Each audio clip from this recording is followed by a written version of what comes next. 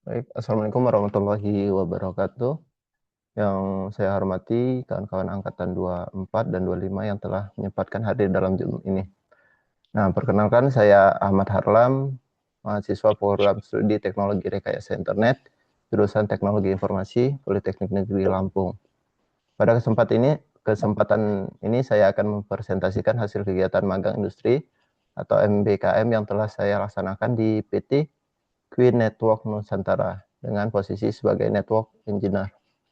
Nah, judul laporan yang saya angkat adalah implementasi dan pemeliharaan infrastruktur jaringan komputer untuk mendukung layanan internet service provider di PT Queen Network Nusantara. Nah, pada presentasi ini saya akan menjelaskan mengenai lingkungan tempat saya melaksanakan magang, kegiatan yang saya lakukan, permasalahan yang saya temui di lapangan, proses troubleshooting dan maintenance, sampai dengan pengalaman dan kompetisi yang saya peroleh selama mengikuti kegiatan magang. Nah, jadi di profil singkat perusahaan, jadi di PT Queen Network Nusantara, penyediaan layanan internet service provider. Lalu yang kedua itu bergerak pada bidang infrastruktur jaringan dan teknologi informasi. Yang ketiga itu menangani layanan internet, jaringan perangkat CCTV, dan solusi teknologi. Lalu berlokasi di Wai Halim, Bandar Lampung, dan mendukung kebutuhan konektivitas pelanggan dan instansi. Nah, dan di sini waktu dan posisi magang. Nah, pelaksanaan magang yaitu di periode tanggal 30 Maret sampai 24 Juli 2026 di lokasi PT Network di PT Queen Network Nusantara. Alamat yaitu di Jalan Alam Gaya 042 Wai Halim Permai, Bandar Lampung. Nah, untuk jam operasionalnya itu dari jam 8 sampai jam 17.00. Nah, di sini saya sebagai posisi network engineer. Nah, lalu fokus kegiatan magang ini yaitu monitoring, troubleshooting, maintenance, implementasi, dan pengembangan IoT. Nah, di ruang lingkup kegiatan, selama magang saya terlibat dalam beberapa kegiatan utama, yaitu network, monitoring, dan troubleshooting. Lalu yang kedua, fiber optic maintenance. Lalu yang ketiga itu konfigurasi mikrotik dan perangkat jaringan. Lalu yang keempat itu instalisasi dan maintenance CCTV. Lalu yang kelima itu maintenance server dan perangkat infrastruktur. Lalu yang keenam itu implementasi WiFi publik. Yang tujuh pengembangan internet of things. Lalu yang ke-8 pendataan dan inventarisasi perangkat. Baiknya. Nah, lalu di alur pekerjaan saya di sini yaitu network engineer internet, lalu monitoring jaringan, lalu troubleshooting, fiber optic and blackcode, lalu mikrotik dan network device, lalu CCTV dan WiFi publik, lalu server infrastruktur dan internet of things.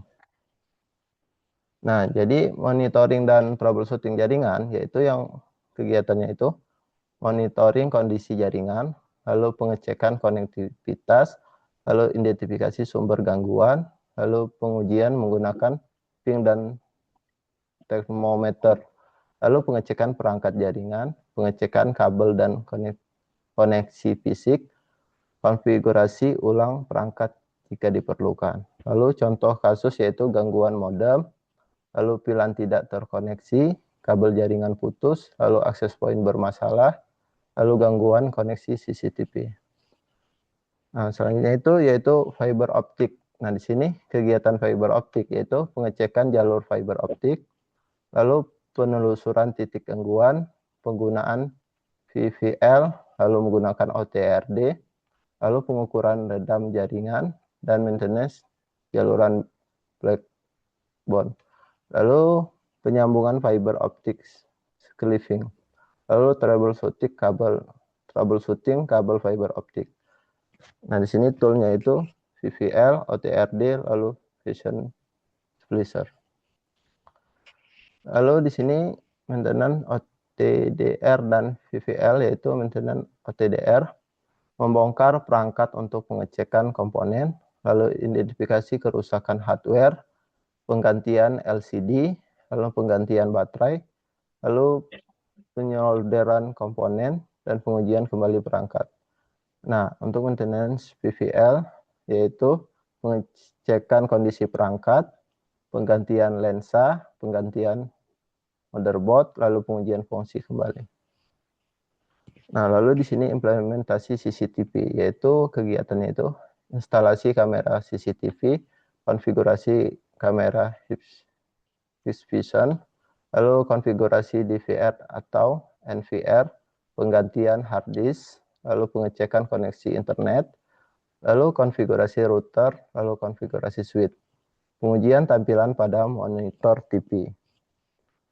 Nah, selanjutnya yaitu mikrotik dan perangkat jaringan. Nah, di sini pengalaman teknis yaitu konfigurasi dasar mikrotik, pengecekan konektivitas, pengecekan port, konfigurasi jaringan, lalu troubleshooting router, lalu reset dan konfigurasi ulang perangkat. Lalu pengecekan access point, pengecekan switch dan PoE. Yang saya pelajari tidak hanya memahami konfigurasi secara teori, tetapi juga memahami bagaimana perangkat jaringan digunakan dan ditangani ketika terjadi gangguan di kondisi nyata. Lalu selanjutnya itu Wi-Fi public. Nah, kegiatan di Pulau Pasar. Nah, di sini yaitu pertama itu penarikan kabel backbone, lalu maintenance jaringan Wi-Fi publik, lalu penggantian tipe modem, lalu pengecekan konektivitas, lalu penanganan beberapa titik perangkat. Nah, di sini saya di server infrastruktur, di sini kegiatannya itu maintenance, rack server, kabel manajemen, pengecekan perangkat jaringan, dan pendataan kondisi perangkat, pengecekan jalur koneksi, dan penataan perangkat agar lebih mudah dimonitor. Lalu di sini pendataan perangkat. Nah, di sini kami mendatakan perangkat modem itu, yaitu input serial number, lalu pengecekan merek dan tipe, pencocokan data perangkat, lalu update channel number, lalu dokumentasi integrasi. Kurang lebih 100 perangkat modem yang kami inputkan. Nah, di sini kami juga mengembangkan IoT, yaitu Queen Smart Hub, yaitu konsepnya itu smartphone ke Queen Smart Hub, lalu ISP, relay, lampu ataupun kipas. Nah, fiturnya itu kontrol on off, lalu device ID, activity log, lalu holding, lalu auto off. Nah, monitoring status perangkat. Nah, proyek Queen Smart Hub ini juga tercatat dalam laporan saya sendiri, Harlan, sebagai sistem IoT berbasis ESP32 untuk pengendalian perangkat elektronik. Nah, lalu di sini di solar panel ini yang di lokasi di kantor gubernur. Nah, di sini protokol solar panel PT Queen Network, komponennya itu solar panel, baterai, PoE, EGTV, internet kegiatan, pemasangan protokol, lalu pengujian solar panel, pengujian baterai, pengujian sumber daya perangkat, dan pengujian koneksi internet. Nah, kendala aplikasi monitoring tidak dapat terhubung karena perangkat masih terbin dengan akun sebelumnya. Lalu di sini hasil dan kompetisi yang saya peroleh yaitu dari hard skill, yaitu networking, mikrotik, fiber optik, OTDR, TPL, lalu CCTV, lalu server, infrastruktur, Wi-Fi public, lalu ESP32, lalu IoT, troubleshooting, lalu di soft skill saya yaitu problem solving, teamwork, communication, adaptasi, ketelitian, lalu tim manajemen, dan dokumentasi. Nah, di sini tantangan dan solusi. Nah, tantangan yaitu gangguan jaringan, kabel fiber bermasalah, perangkat rusak, CCTV tidak terkoneksi, komunikasi IoT, kondisi lapangan, data perangkat banyak. Dan solusinya itu troubleshooting bertahap.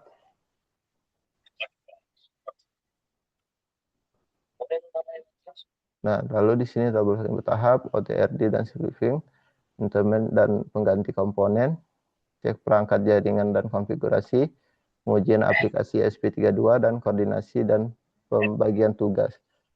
Lalu ngecek dan dokumentasi sistem. Nah, baik di sini kesimpulan saya memperoleh pengalaman dalam menangani troubleshooting jaringan, melakukan maintenance perangkat, lalu mengolah fiber optik, mengimplementasikan CCTV dan WiFi publik, lalu melakukan maintenance infrastruktur, mengembangkan sistem IoT. Lalu kesimpulan utama, magang tidak hanya meningkatkan kemampuan teknis, tetapi juga membentuk kemampuan problem solving, komunikasi kerjasama, tim, dan kesiapan menghadapi dunia kerja. Baik, selanjutnya yang ada yang mau nanya, dipersilakan. Izin bertanya, Kak. Baik, Perkenalkan, nama saya Putu Raditya Dika. Saya ya. mau nanya, kenapa troubleshooting jaringan itu tidak bisa dilakukan hanya dengan mengecek perangkat saja? Oh ya, baik. Nah, karena gangguan jaringan tidak selalu berasal dari perangkat. Nah, berdasarkan pengalaman selama saya magang, gangguan dapat disebabkan oleh kabel jaringan, yaitu konektor, fiber optik, konfigurasi VLAN, lalu router, switch, dan modem. Nah, maupun perangkat CCTV. Oleh karena itu, troubleshooting harus dilakukan secara bertahap melalui dari pengecekan kondisi fisik, kabel, dan konektor. Nah, power perangkat, status perangkat jaringan, konfigurasi hingga penguji konektivitas.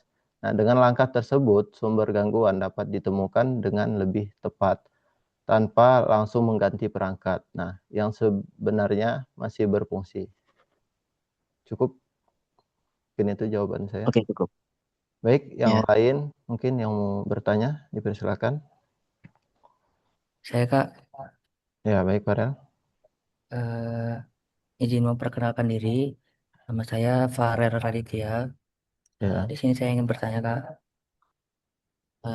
yaitu apa sih manfaat penggunaan fiber optik dan OTDR dalam pekerjaan network engineer? oh ya, baik. Nah, jadi di sini fiber optik digunakan sebagai media transmisi data yang memiliki kapasitas besar maupun menjangkau. Nah, jarak yang jauh dalam pekerjaan network engineer, ketika terjadi gangguan pada jalur fiber optik atau OTDR.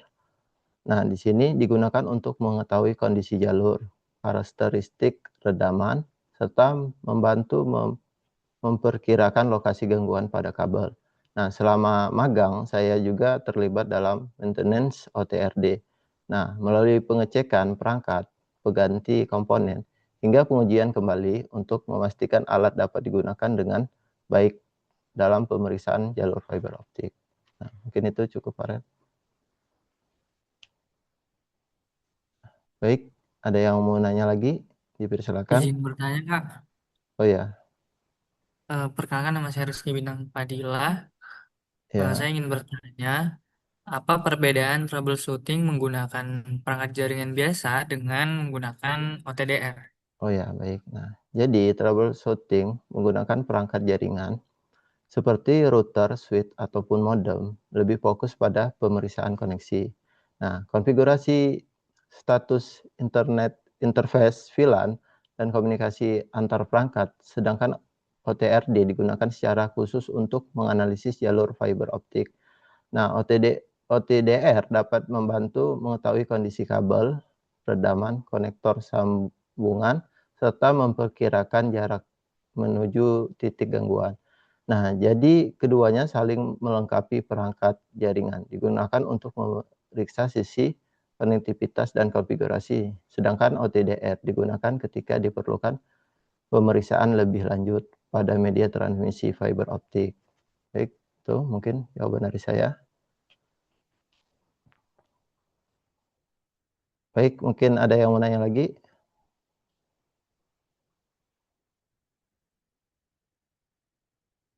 Izin bertanya Kak, sebelumnya perkenalkan nama saya Maulana Rizky Ramadhani dari kelas TRI 4B.